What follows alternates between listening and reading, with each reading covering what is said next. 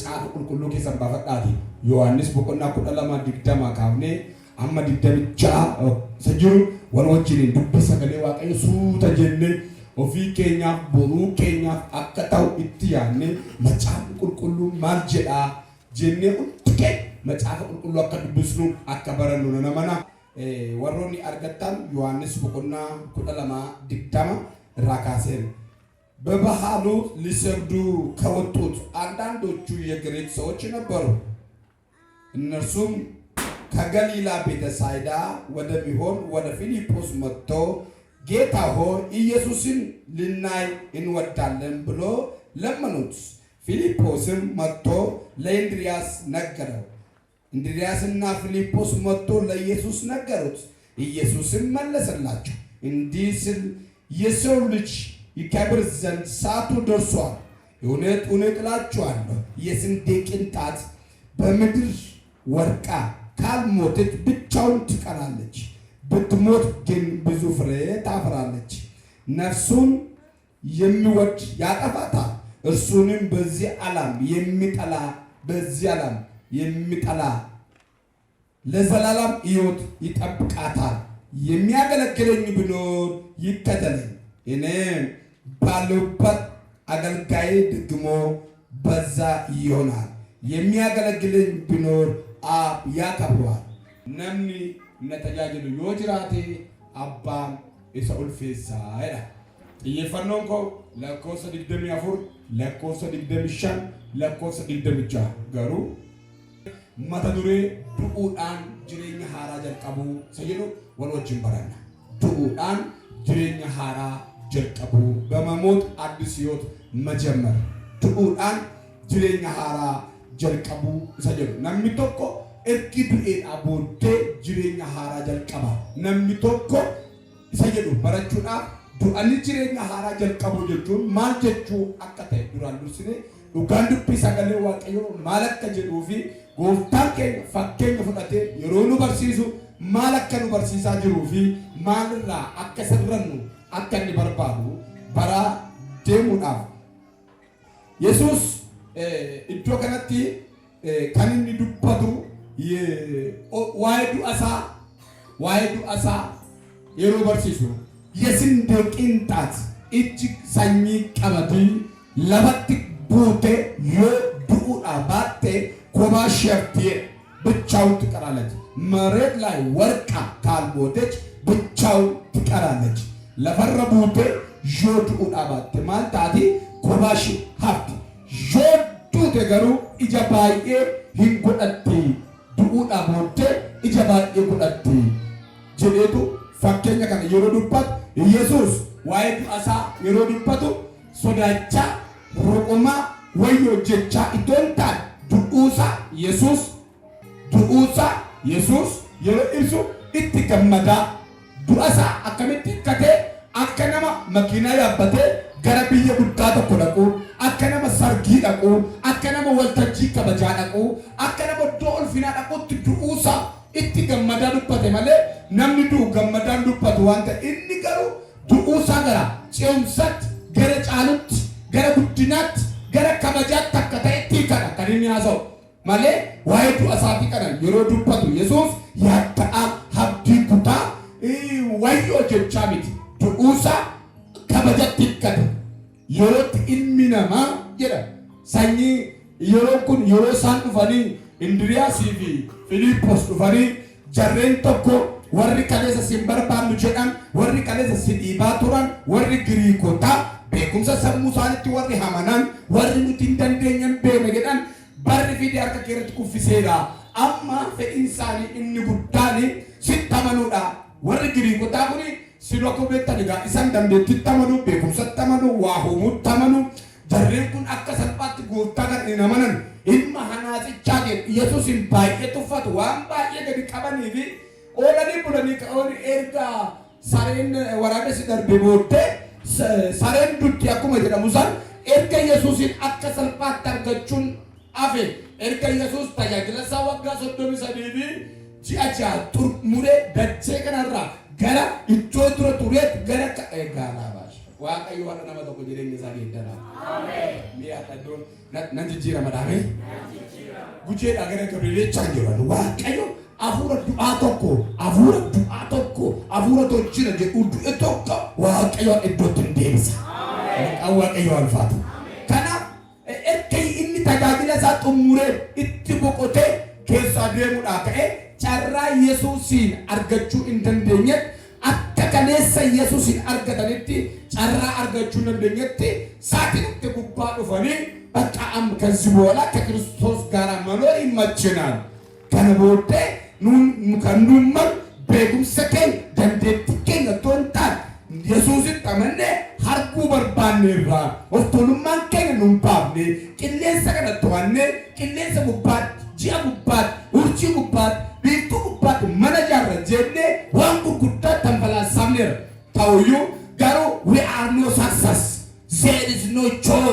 gammachuun qab milkaa'ina qab for the reason of lacking Jesus sababa inni nu wajjin hin jirre sababa saafittoo hin qabneef nuti milkaa'uu hin dandeenye kanaaf beekumsa keenya kana itoo Iyesuus Kiristoos milkaa'ina guddaa jedhanii waa yaadaniifi akka jiranitti otoon du'in laphee dhagaa ilaalcha dhagaa mata duree dhagaa habdi moofa'aa biyya lafaa kanaan guutamaniitu Yesuusin arguu gaafa dhufan as that time yeroo Yesuus yeroo saafitee dhufanii Filiphos fa'aa inni malee yaa gooftaa dhaabee nuyi kana booddee Yesuus kana maal gochuu barbaanne arguu barbaanneerra jennaani Filiphos fi Indiriyaas hin gammadan haleluuyaa waan lisaan asannatti fakkaata kunoo ka jilbeeffachiise Yesuus Kiristoos barbaacha dhufanii warri isa dhiibaa turan jedhanii godhanii gooftaatti himnaaf jedhanii dhaqanii qaxxadanii gooftaa yeroo sana ol fudhatamuuf carraa du'uuti miixuu keessa jira ajee bakka xoofoo du'a eegaa jira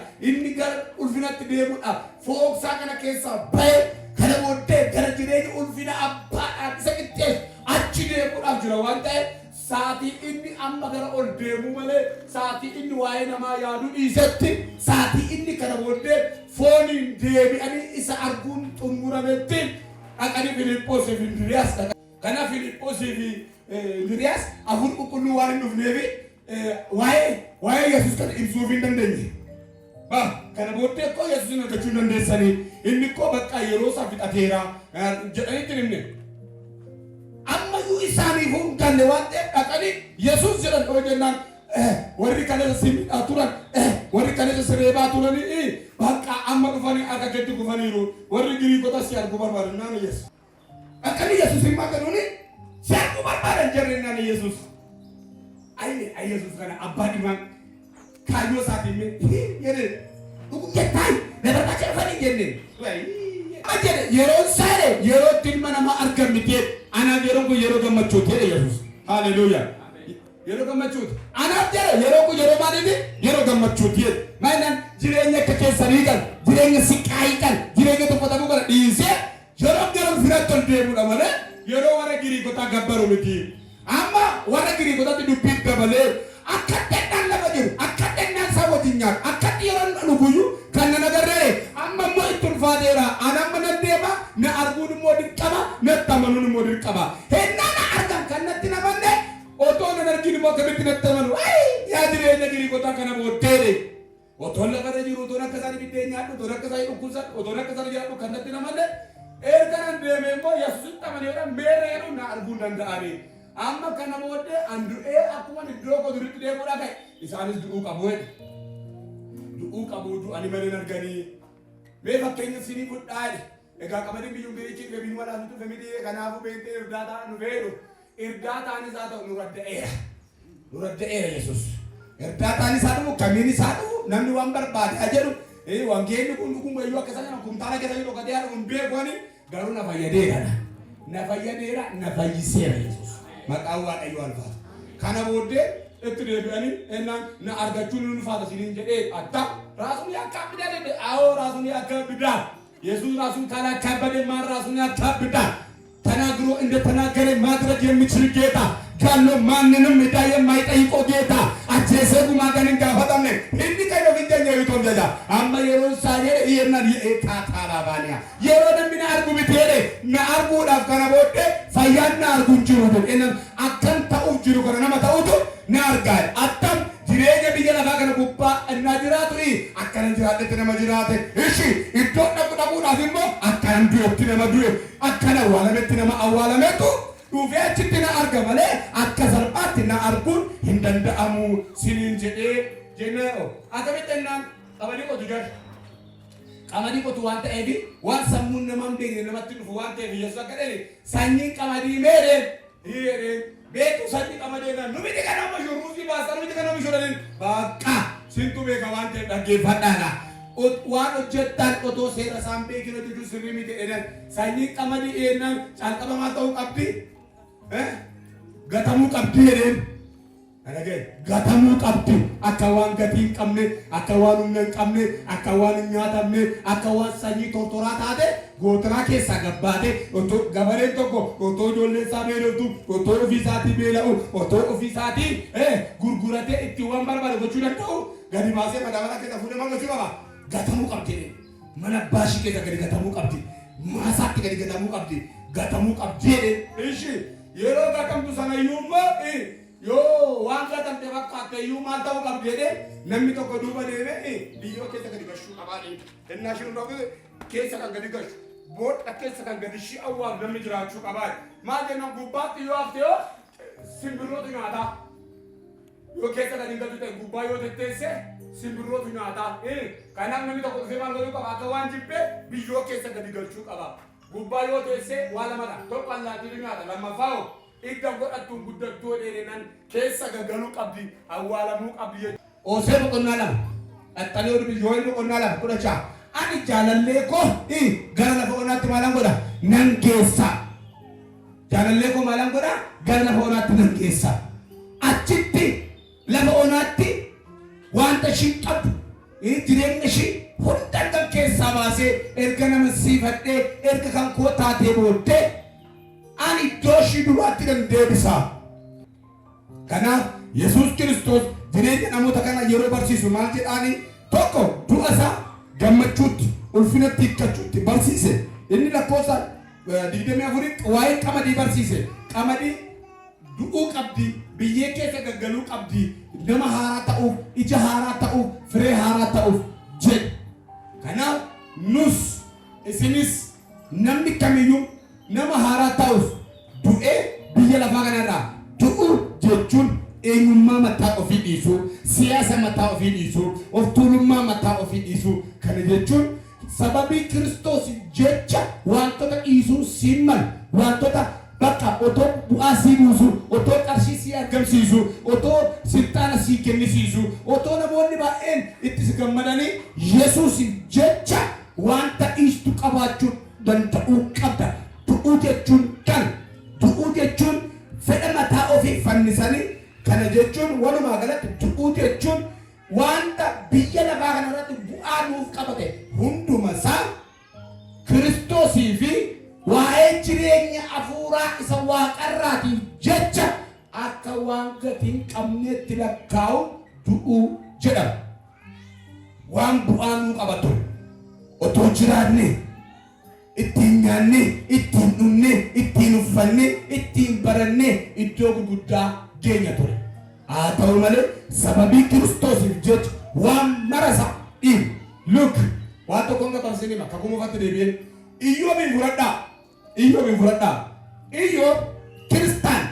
Iyyoob fakkeenya kakuu haaraa Yesuus nuu ta'uu danda'a. Iyyoob nama Waaqayyooti. Pirinsipilii Waaqayyoo nama eegale. Nama obsa doogoo qabu nama Waaqayyoon jaalatu akka inni Waaqayyoon jaalatu nama seexanaan dhugaa ba'ameefidha. Nama matuma isaa Waaqayyoon dhugaa ba'e seexanni dhugaa ba'e Iyyoob ofii isaa akka Waaqayyoon jaalatu dhugaa ba'e. Dhugaa ba'iinsi kana caal hin jiru saba godha geeffadhu wantaatti deddeebiidhaan bara geeffidhin otoo dhugaan kun siin galin otoo macaafni qulqulluu kun amala isa gaafattiin biyya lafaa jirtu sattiin innaa gooftaa Yesuus Kiristoos itti amantu qabaatiin jiru isa inni dhutta yoo ta'e nama habarta yoo ta'e hinatta yoo ta'e hinatta yoo ta'e wayii jalina jetta yoo ta'e namatti buusta yoo ta'e hojii hin jaalattu yoo ta'e tajaajila hin jaalattu yoo ta'e waaqeffannaa hin jaalattu yoo ta'e dur ammas hafuurri kun sirraa balaqqeessa taanaan ati baay'ee godhachuu hin dandeessu jireenya haaraa jiraachuu hin dandeessu. Dubbii haaraa dubbachuu hin dandeessu. Waaqeffannaa haaraa waaqeffachuu hin dandeessu. Maal jedhan hin duun. Nama hin duune immoo haati hin boochuuf jira jettee dhiifti. Abbaan hin boo'u, firri hin boo'u, golobeen hin ba'u, iddiriin hin ba'u. Iddirii qabaachuun kee yoo duute malee maatti beekama. Kanaaf du'uu qabda. Biyya lafaa kanarraa yaada keetiin, ilaalcha keetiin, oolmaa keetiin du'uu qabda. Yaada hiriyaa keetiif qabdu du'uu qabda. Yaada waldaa keetiif qabdu du'uu qabda. Yaada waa'ee keetiif qabdu du'uu qabda. Yaada waa'ee biyya keessa jiraattuuf qabdu du'uu qabda.